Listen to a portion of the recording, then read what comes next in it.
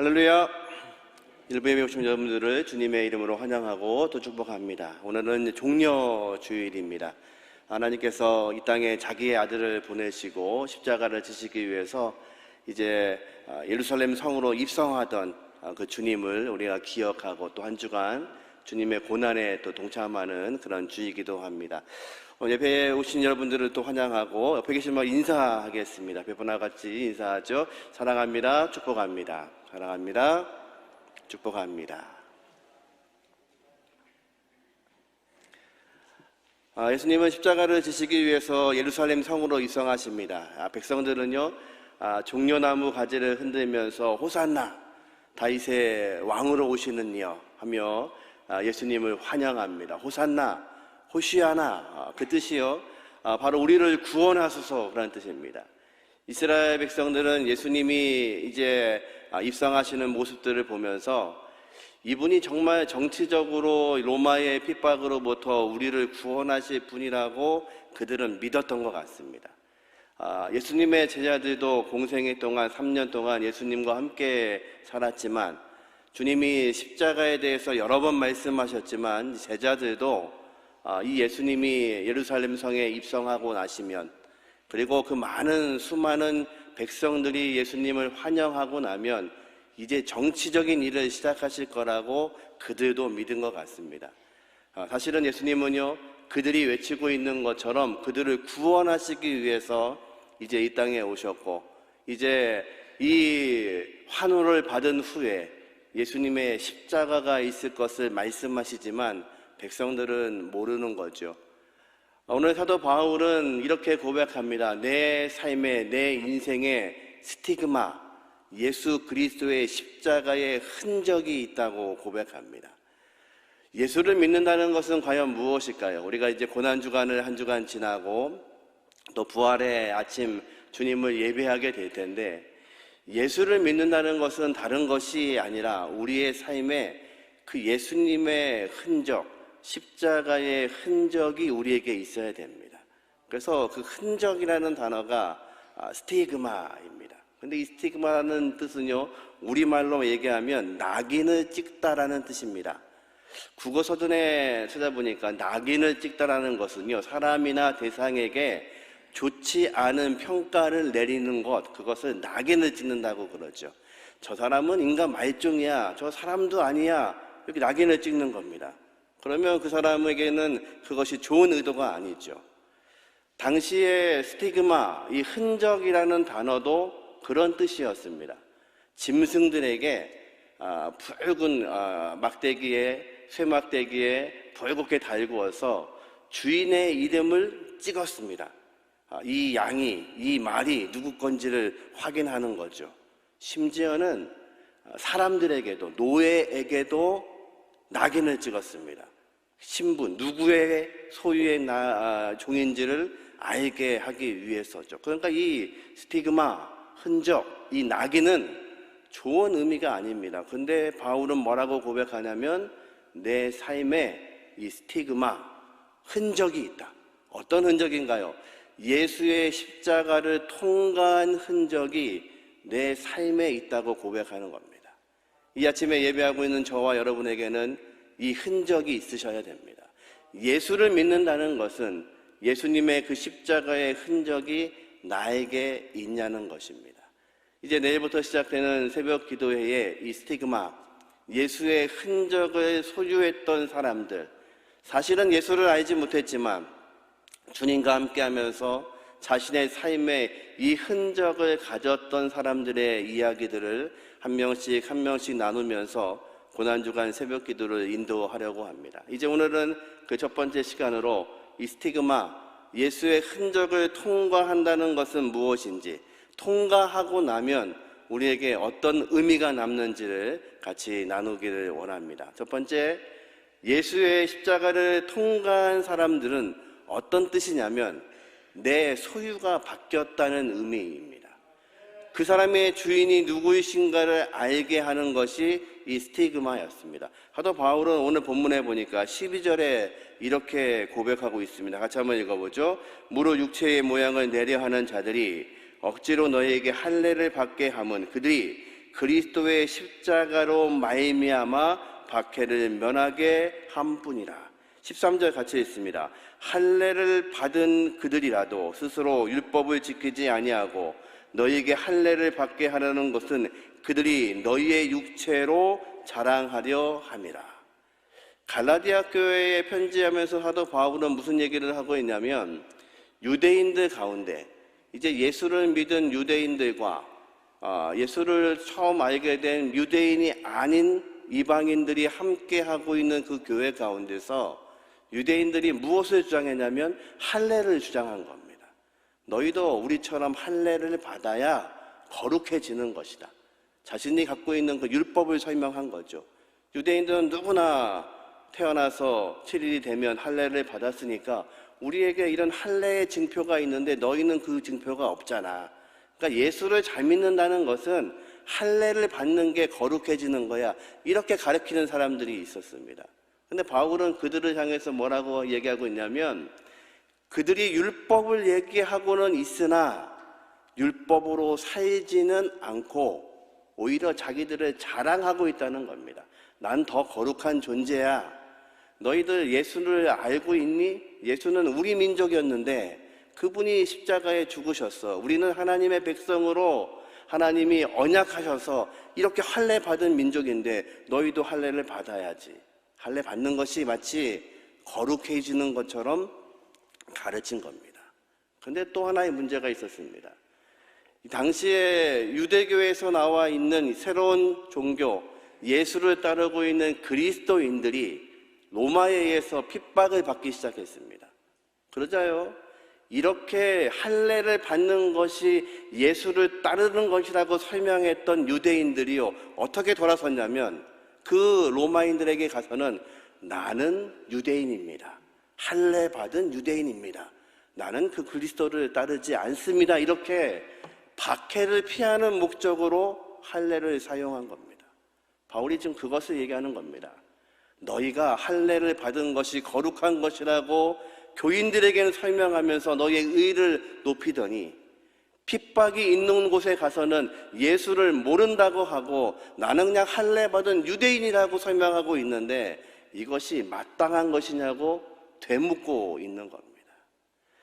우리가 야곱의 인생을 살펴보면서 세겜 땅에서 야곱은요, 그의 자녀들이 할례를 가지고 거래를 했습니다.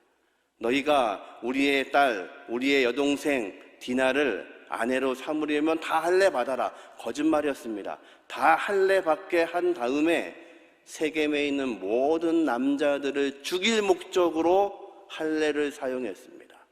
할례는 어떤 것입니까? 하나님께서 이스라엘 백성에게 언약하시는 증표로 너희가 어떤 백성인지를 알게 하시려고 그것을 바라보면서 육체의 표시를 가지고 하나님의 백성으로 살라는 징표였습니다.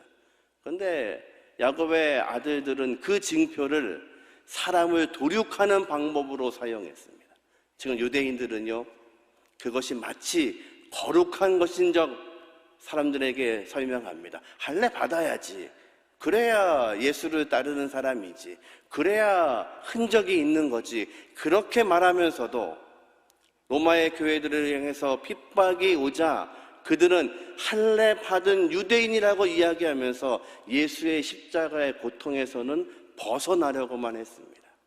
여러분, 예수의 흔적이 있다는 것은 무엇일까요? 바로 내가 어떤 주인을 모시고 있느냐가 예수의 흔적입니다. 당시에 이 낙인을 찍는다는 것은 그 낙인을 보면 그 종의 주인이 누구인지를 알았습니다. 들에 있는 짐승들이 섞여 있지만 그들에게는요, 각각 주인의 이름이 써 있는 낙인이 찍혀 있었습니다. 그 낙인을 보면 이 짐승이, 이 노예가 누구의 소유인지를 알게 됐습니다. 예수의 십자가를 통과했다는 것은 무엇이냐면요, 주인이 바뀌었다는 의미입니다. 그러기에 사도 바울은 말합니다. 내 몸에 예수의 흔적, 스티그마, 이 낙인이 있다고 고백합니다. 어쩌면 그 낙인은 이 복음을 전하기 위해서 수차례 투옥됐던 흔적, 여러 번 매를 맞았던 몸의 상처인지도 모릅니다.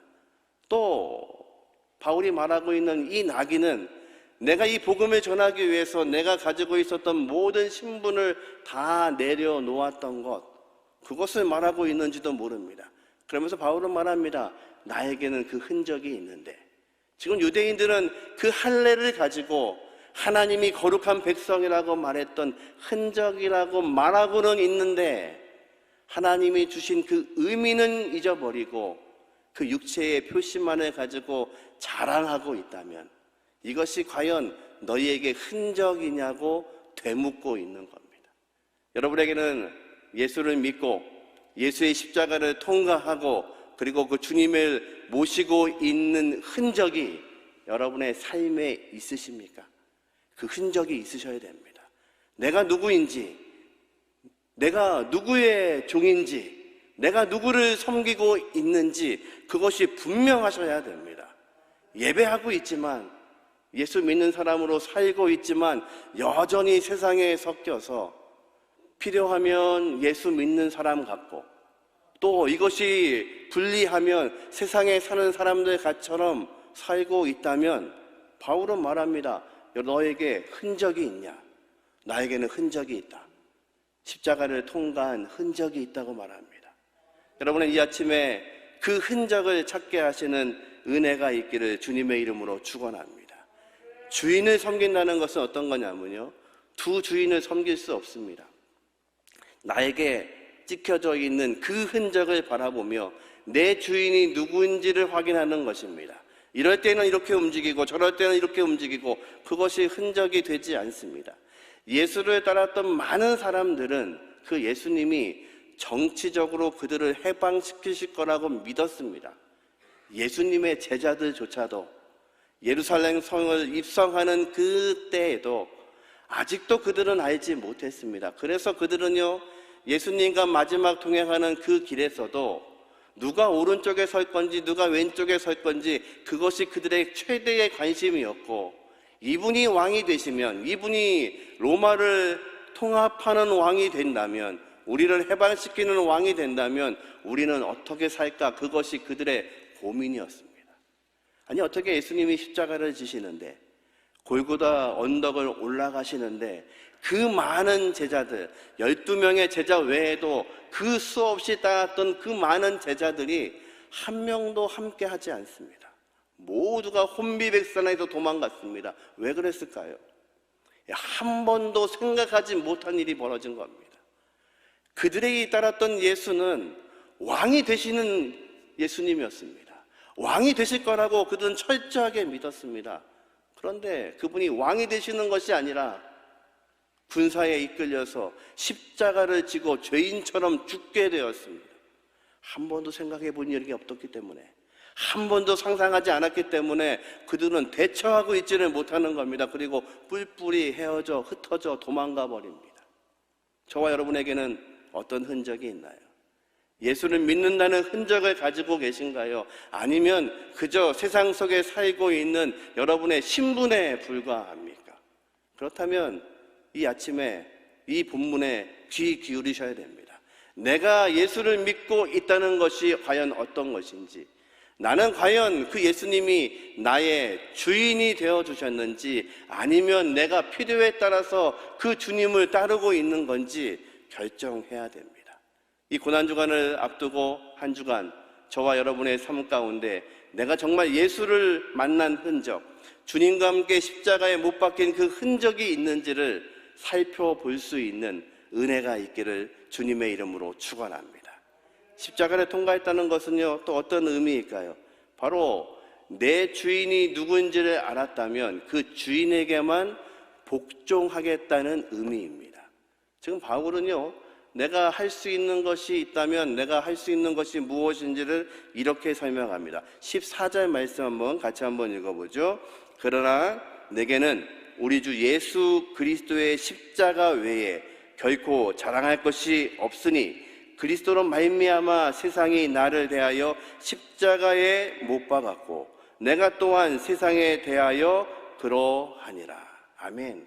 바울은 뭐라고 고백하냐면요, 내가 자랑할 수 있는 것은, 유대인들은 내가 할례 받았다는 것을 자랑하고 있지만 내가 자랑할 수 있는 건 하나밖에 없다. 그것이 무엇인가요? 예수의 십자가라고 이야기합니다. 내가 그 십자가에서 죽었다고 고백합니다. 이것이 저와 여러분의 고백이죠. 내가 그리스도와 함께 십자가에 못 박혔나니 이제는 내가 산 것이 아니요 내 안에 그리스도께서 사시는 것이라. 믿으시나요? 여러분 기억하셔야 돼요. 예수님이 지셨던 그 십자가는요, 예수님의 십자가가 아닙니다. 그분은 죄가 없으신 분이에요. 그분은 십자가에서 죽으실 이유가 없으신 분이에요. 누가 죽어야 되냐면 저와 여러분의 십자가, 나의 십자가였던 겁니다. 우리는 죄로 인해서 하나님과 분리됨으로 인하여서 죽을 수밖에 없는 것이 우리의 인생이고, 우리의 인생의 가장 큰 문제는 죽음이라는 문제가 우리에게 달려있는 겁니다. 죄로 인해서 죽을 수밖에 없는 이 문제, 그 죄를 용서하시기 위해서 예수님이 대신 십자가에 지시는 겁니다. 마치 어린 양처럼 이스라엘 백성들이 그 오랜 기간 동안에 죄 용서를 위하여서 수없이 잡았던 그 번제 제물처럼 누군가가 죽어야 내 죄가 사해지기 때문에 하나님은요 자기의 아들을 죽이심으로 우리를 살리셨습니다. 그러기에 그 십자가는, 예수님이 지신 그 십자가는 사도 바울이 고백하고 있는 것처럼 나의 십자가이고, 주님이 십자가에 죽으실 때 나도 거기에 죽었기 때문에 내가 이제 지금부터 자랑할 수 있는 것은 아무것도 없고 십자가밖에 없다고 고백합니다. 사도 바울이 자랑할 것이 없었나요? 아닙니다. 그는 로마의 시민권자였습니다.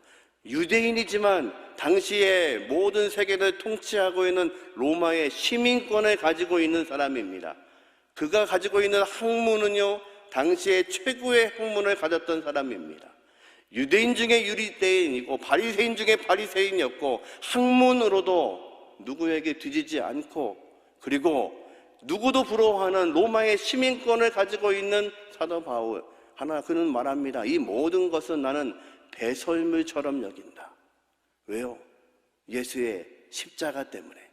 주님이 그 십자가를 주심으로 내가 구원받았다는 것을 아는 그 순간부터 그가 자랑할 수 있는 것은 바로 십자가밖에 없다고 그는 고백하고 있습니다. 이 고백이 저와 여러분의 고백이 되게 하시기를 주님의 이름으로 축원합니다. 예수의 십자가를 통과했다는 것은, 구원받았다는 것은 우리가 자랑할 것이 하나밖에 없다는 겁니다. 십자가만 자랑합니다.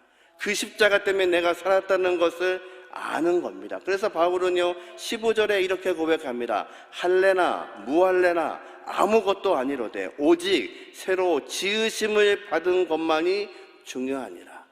너희가 지금 말하고 있는 할례 받는 것, 할례 받지 않는 것, 그것이 중요한 것이 아니라 우리에게는 새로 지음받은 생명이 있답니다.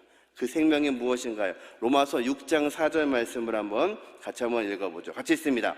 그러므로 우리가 그의 죽으심과 합하여 침례를 받음으로 그와 함께 장사되었나니 이는 아버지의 영광으로 말미암아 그리스도를 죽은 자 가운데서 살리심과 같이 우리로 또한 새 생명 가운데로 행하게 하려 함이라. 아멘. 할례나 무할례가 중요한 게 아니라 새로워진 생명이 있는데, 그 생명은 무엇이냐면요, 하나님께서 우리를 아들을 주셔서 그 아들을 믿는 자마다 영생을 얻게 하시는 것. 그래서 우리가 침례 받음으로 죄에 대해서는 죽었고 그리스도에 대해서 다시 살아났다는 것을 알게 하시는 그 생명이 저와 여러분 안에 있다는 겁니다. 그것이 은혜입니다. 사도 바울은 고백하죠. 우리는 이 몸이 질그릇 같은 깨어지는 존재인데 이 안에 예수 그리스도의 생명을 가지고 있다는 겁니다. 그래서 이 생명이 드러나기 위해서는요, 이 질그릇이 깨져야 됩니다. 이 질그릇이 깨져야 이 안에 있는 생명이 드러나고 하나님이 원하시는 것이 무엇인지를 알게 되는 것이죠. 그래서 예수를 믿었다는 것은요, 생명을 초월하시는 겁니다. 누구를 따르고 있냐면 절대적인 전능하신 하나님을 따르고 있습니다. 그 주님이 내 안에 살아계십니다. 그렇기 때문에 예수를 믿는다는 것은 생사를 초월하는 놀라운 은혜를 가지고 있는 거죠. 내가 살아도 주를 위해 살고 죽어도 주를 위해 사나니 사나 죽으나 나는 주님의 것이로다. 왜 그렇습니까? 살아서 이 영광스러운 십자가를 전하는 것도 은혜이고, 내가 죽어서 내 안에 계시는 영원한 생명을 갖는 것도 하나님의 은혜이기 때문에 이제 십자가를 통과한 사람들은 누가 나를 통치 안 하면 나의 주님 되시는 그분이, 주인 되시는 그 예수님이 우리를 통치하는 인생이기 때문에 이 인생을 살아가는 가운데 우리의 삶 가운데 여러 가지 문제가 우리에게 여전히 있지만 우리는 두려워하지 않는 것은 내 인생을 통치하시는 전능하신 주님이 저와 여러분의 주인 되어 주시기 때문에 사도 바울은 고백합니다. 내가 이제 이 십자가만 자랑하겠다고 고백하는 이 고백이 저와 여러분의 고백이 되게 하시기를 주님의 이름으로 축원합니다. 율법주의자들은요, 자신의 생명을 위해서 할례 받았다고 자랑하다가도 자신의 목숨을 건지기 위해서 그 고난을 당하지 않습니다. 그런데 사도 바울은요, 내 몸에 그 십자가를 지고 내가 모든 것들을 자랑할 수 있음에도 불구하고 로마의 시민권자라는 것을 이야기하면 그 매를 맞지 않아도 됨에도 불구하고 그는 그것을 밝히지 않고 복음을 위하여서 그 모진 매를 맞습니다. 그러면서 그런 얘기합니다. 나는 자랑할 것이 없다. 예수의 십자가만 자랑한다. 복음서에 보면 예수님은요, 종종 많은 사람들을 바라보시면서 우셨던 장면이 있습니다. 예루살렘 성에서 사람들을 내려다보면서 우십니다. 주님이 왜 울고 계시는 걸까요? 여전히 이 땅을 살아가고 있는 그 인생, 이 인생을 살 수밖에 없기 때문에 여전히 넘어지고 여러 가지 삶 속에서 묶여져 있는 그들, 하나님이 원하시는 것이 무엇인지를 알지 못하고 여전히 살아가고 있는 그들, 그리고 내 생의 문제, 내 인생의 고통, 질병의 문제, 가난의 문제로 인해서 여러 번 쓰러지고 있는 그들을 바라보시면서 주님은요, 여러 번 우십니다. 그 마음에는 어떤 것이 있을까요?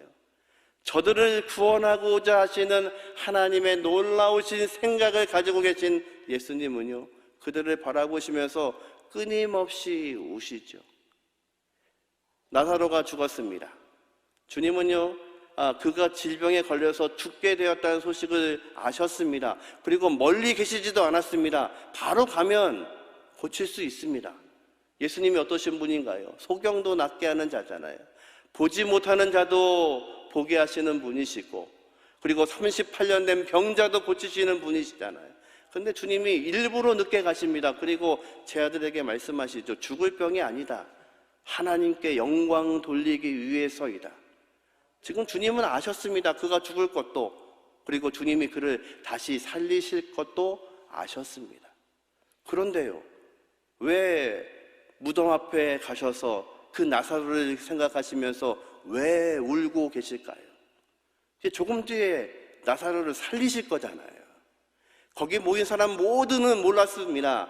나사로를 정말 살릴지 몰랐습니다.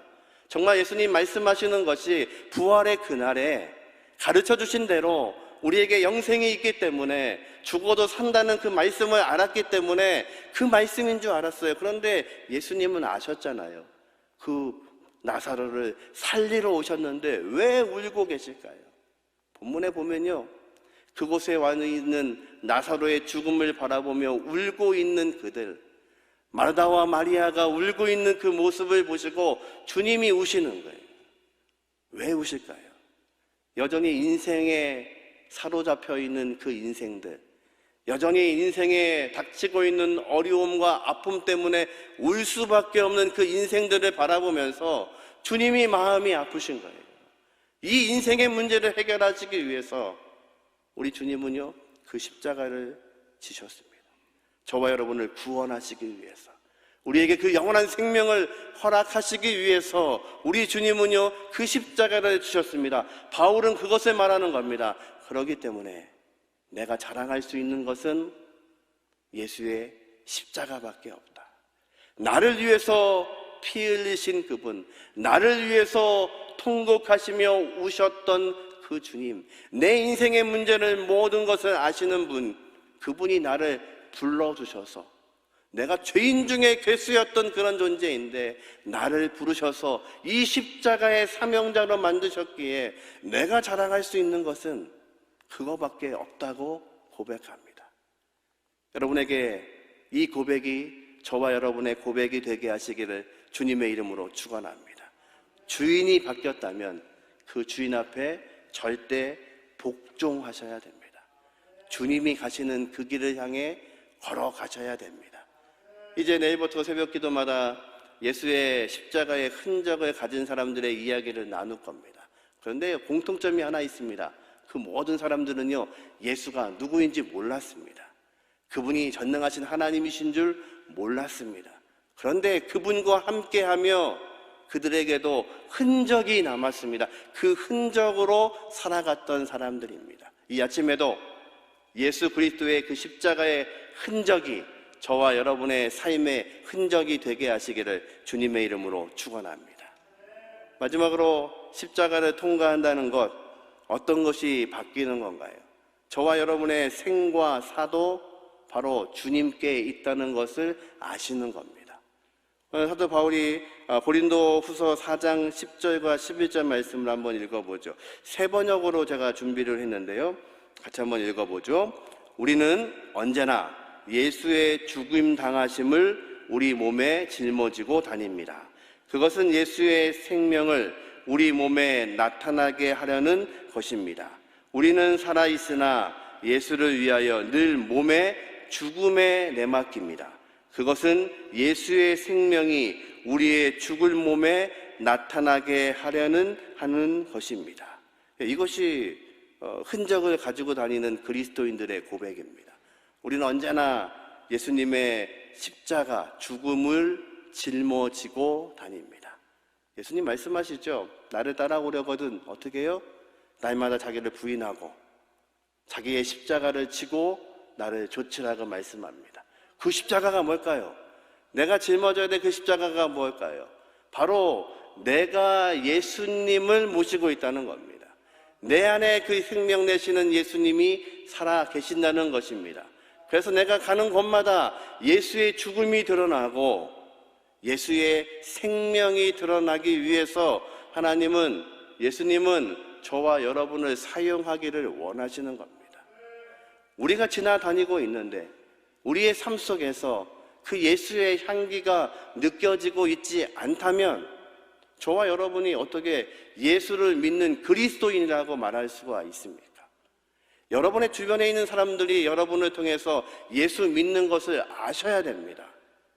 여러분이 하는 말을 통해서, 여러분이 하고 있는 그 행동을 통하여서, 여러분이 살고 있는 삶의 헌신을 통하여서 여러분의 주변에 있는 사람들이 예수의 향기를 맡으셔야 됩니다.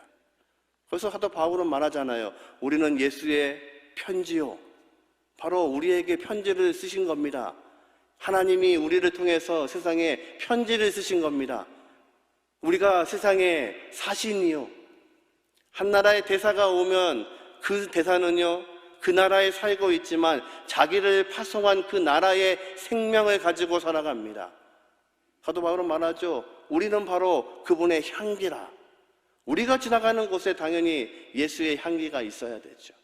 근데 여전히 우리는요, 필요할 때는 예수로 살고 필요하지 않을 때는 세상으로 살고, 그렇다면 저와 여러분에게 그 흔적을 어떻게 찾을 수가 있을까요?